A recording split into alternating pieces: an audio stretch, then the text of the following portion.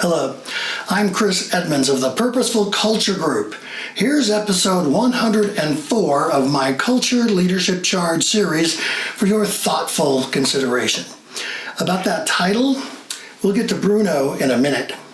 The foundational principle of our book, Good Comes First, is that today's leaders must make respect as important as results every single day. My colleague and co-author Mark Babbitt and I were keynoting a conference a while back. In our presentation, we share this fundamental model, the Performance Values Matrix. Once you formalize performance expectations and values expectations, players categorize themselves into one of four quadrants. The upper right is where you want all players to operate. You want them to exceed performance expectations while demonstrating your positive values. You must recognize and retain folks in that upper right quadrant. Bottom left is not a good place for people to operate.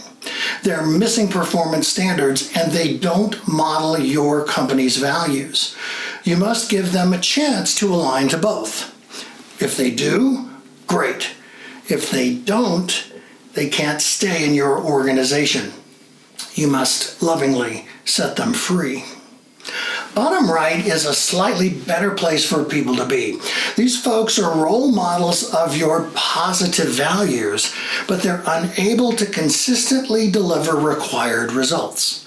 You must guide them to contribution through training, coaching, or even finding a role where their skills match needed results. If they boost contribution, great. If they don't, they can't stay in your organization. You must lovingly set them free. The upper left quadrant brings interesting challenges.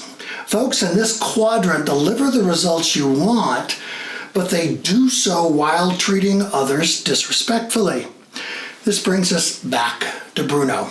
In our keynote, Mark and I asked learning partners to discuss the impact of players operating in any quadrant except the upper right. A few minutes into pairs conversations, a loud voice said, "Nobody talks about Bruno." We asked this woman what she meant. She described a top salesperson in their company who always beats sales targets and always bullies those around him.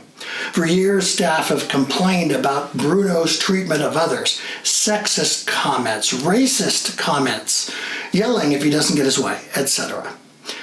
But senior leaders haven't done anything.